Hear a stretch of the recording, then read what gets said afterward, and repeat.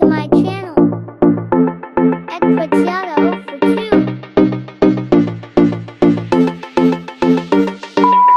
Hi guys, welcome back to my channel. My name is Pretty Ada Ofotu, and as always I am back with another video. So guys, I'm here to talk about what really scares ladies about marriage. Like, these are some of the topics that we don't get to talk about, because I had this conversation with one of my colleagues at the office. She always says that she's scared of childbirth, that she eventually doesn't think that she wants to give birth eventually. So I'm like, oh, that got me thinking, and I just decided to post on my status to get other people's opinion on that. A lot of ladies hold up these things and they don't talk about it, and I just decided to interact with my friends to find out what really scares ladies about marriage. So the first person says, marrying someone who settled for me because they couldn't get who they truly wanted.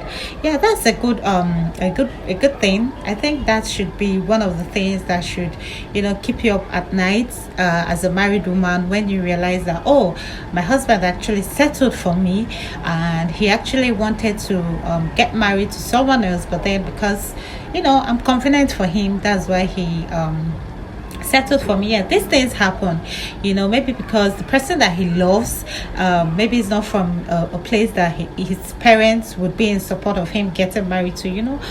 Nigerian parents, African parents, they do these things, and yeah, he had to settle for you. Yeah, that's a good one. That's a good one. If your husband settled for you, then I think you should be worried. So the second one says, marrying someone who earns more than I do. A very dangerous girl. Sis, I mean, I don't know, but I think every lady would want to be spoiled. Every lady wants to eat and spend their man's money. So yeah, I don't have a problem marrying someone that earns more than I do, as long as I earn enough for myself. And of course, marrying a buoyant, a financially buoyant man, it's a plus. Then marrying an insecure person, I don't know how I feel about that, but I feel I'm a very self-confident person, if you know me very well. So I don't think I would ever want to or be in a relationship with somebody that is insecure, because I'm going to definitely help the person work on it. But before we even get to the stage of getting married, I'm definitely going to keep constantly reminding you of who you are and your self-worth. So yeah. Then the fourth one says, marry someone who has commitment issues. I mean, how does that even work? Marriage needs commitment. Marriage is all about commitment. So if you're having a commitment issue, then why did you get married? So yeah, that's a valid reason.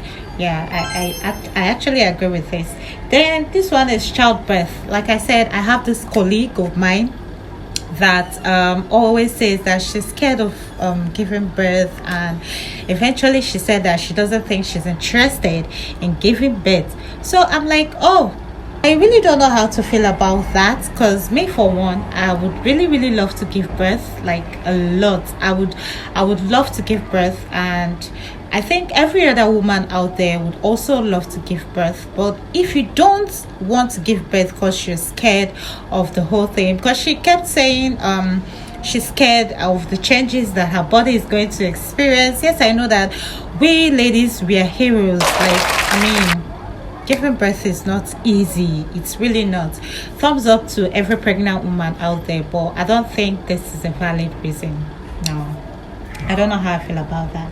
So the sixth one says, being under a man scares the shit out of me. Oh my god, this is a good one. I think every woman at some point, at some stage in your life, you actually go through the process, thinking of, oh, you don't know how this person is going to treat you. We hear stories about men changing when they get married, and this person is actually going to be the head of your home. This person, you're going to be under this person. So yeah, I think it's a valid reason, because I mean, we just keep our fingers crossed. If you don't get married to a kind person, then that's a valid reason. just keep praying to get married to someone that is kind. And yeah. So the seventh one said, marrying someone who earns lower than I do. Lower than you do? I mean, that's not a problem as long as you earn enough, and as long as the person earns. I mean, for Nigeria, they say at all, nine bad pass. So I don't think that's a valid reason. I mean, with you guys, his earnings and your earnings, you guys will keep growing and you can never tell. So yeah, the seventh one, oh, rather the eighth one says, marrying someone I'm older than. I don't think this is a valid reason though. I really don't think so, because age is just a number. As long as you guys love each other, I think that's all that counts. Love wins all at the end of the day. So the next one says, marrying someone who was not raised with love. Oh, this is a very good, I think this is a valid point. This is a good one. Yeah, many men, or should I say many African men, were not raised with love. They were rather raised on how to be a man. And some of them, I don't know how to put it, like, if you're not raised with love, how do you give what you don't have? How do you actually give what you don't have? So if you were not raised with love, you don't have love in you, you cannot show love to your partner, and definitely you cannot show love to your kids or your loved ones in general. So yeah, that's a valid point. That's a good one. So the next one says, marrying a stranger man.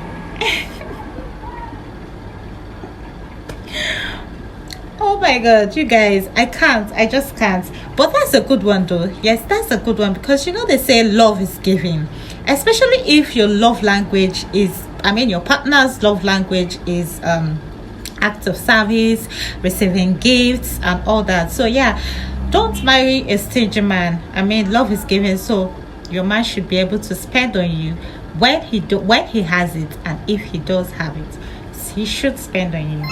So yeah, that's a good one. Yeah, the next one said, marrying an unromantic man.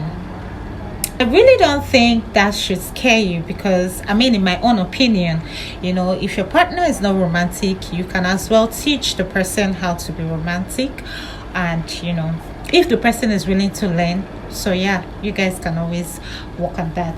So the next one says, marrying a selfish man. That is a good one.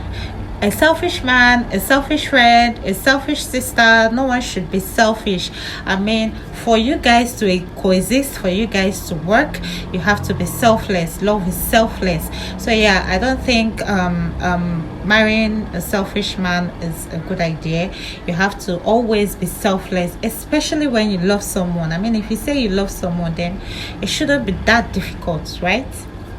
So yeah, that's a good one. Then the next one says, not being financially stable before getting married. Okay, so I think that's a good one. No one should get married if you're not financially and mentally ready, to be committed. And I think financial role is very important. You have to be financially stable before you think of settling down. So yeah, that's a good one. You shouldn't be married if you're not financially and mentally ready. So the last one says, marrying a toxic person. Marrying a toxic person. Yeah, I think it's a good one too. You don't have to get married to a toxic person. Anything toxic friendship, toxic relationships, toxic marriage, please dissolve it. If it's not working, it's not working. So yeah, that's a good one. I wouldn't really advise anyone, not even my enemy, to get married to a toxic person. So with that being said, we have come to the end of today's episode, and I hope you guys enjoyed. If you did, don't forget to give this video a thumbs up, leave a nice comment, and of course turn on your post notification, and I'll see you guys in my next video.